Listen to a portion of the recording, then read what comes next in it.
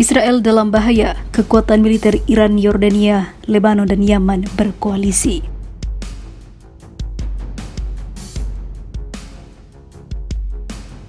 سید یوسف مولایی فرمانده میدان با احترام ضمن گرامی داشته 43مین نشتر برده دانشگاه امام علی نیروی دورانها.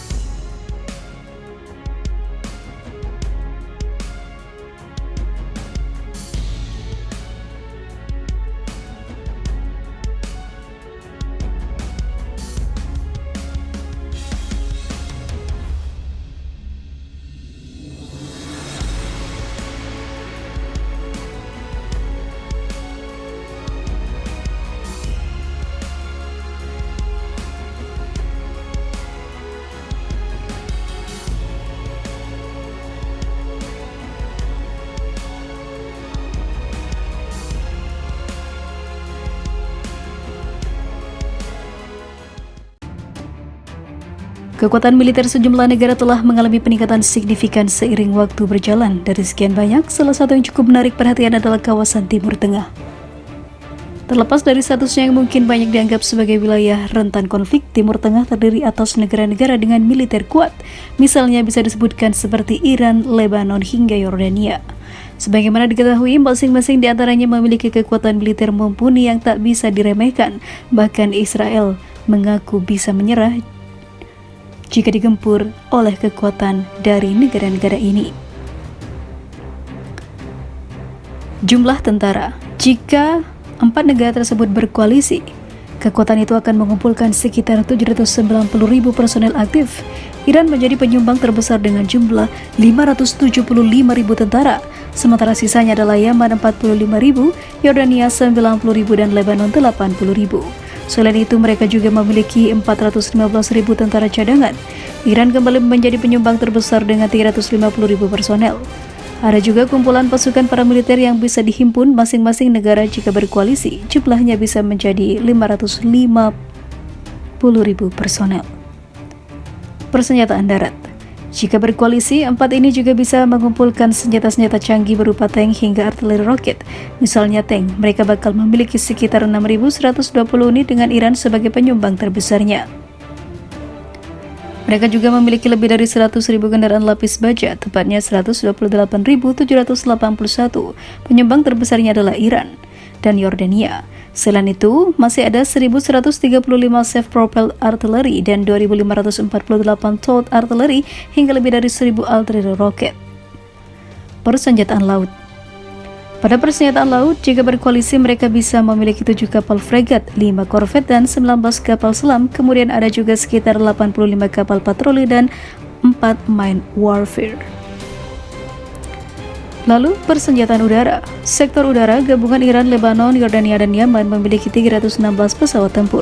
Kemudian ada juga 36 pesawat penyerang, 110 pesawat angkut, dan 189 pesawat latih.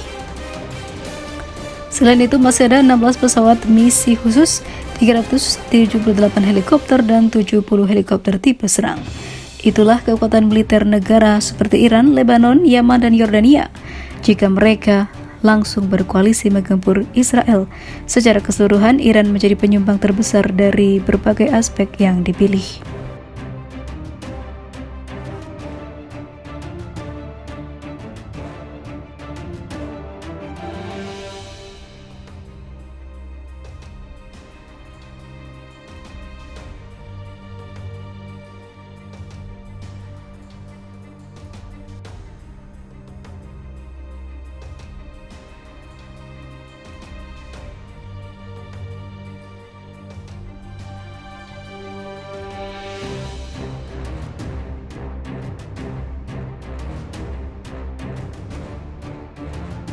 Tentara Israel tertangkap nangis minta diselamatkan, ungkap ketakutan perangi Hamas seperti melawan hantu.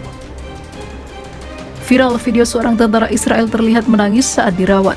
Tentara Israel tersebut mendapat perawatan di rumah sakit setelah pertempuran sengit melawan Hamas di Kibbutz Kerem Shalom yang berada di perbatasan Mesir. Menurut pengakuannya, ia seperti melawan hantu dalam peperangan dengan militan Palestina tersebut. Adapun tentara Israel itu bernama Yair Figar. Ia terluka seusai melakukan pertempuran di Kibbutz Kerem Shalom. Seusai pertempuran tersebut, Yair Figar mendapat perawatan intensif di ruang gawat darurat. Bahkan terlihat sejumlah alat medis terpasang di tubuhnya. Dalam pernyataannya, ia menceritakan pertempuran sengit dengan Hamas. Ia mengaku seolah melawan hantu dalam pertempuran tersebut. Yair Figar pun merengek meminta diselamatkan dari neraka. Sementara diketahui sebelumnya Hamas telah menyerbu 6 pangkalan militer Israel. Di antaranya Erez, Nahal, Oz Kibbutz, Be'eri, Reim, Sufa, dan Kibbutz Kerem Shalom. Adapun Kibbutz Kerem Shalom berada di perbatasan Mesir. Tentara Israel ketar-ketir. Israel mengakui kengeriannya dalam melawan kelompok pejuang Hamas di Gaza, Palestina. Pasalnya kelompok berhaluan Islam itu berbasis di terowongan-terowongan di bawah tanah Gaza yang membuatnya sulit terlacak. Menghancurkan terowongan-terowongan itu akan sangat penting jika Tel Aviv berupaya membubarkan Hamas. Namun, pertempuran di bawah tanah dapat menghilangkan beberapa keunggulan teknologi militer Israel.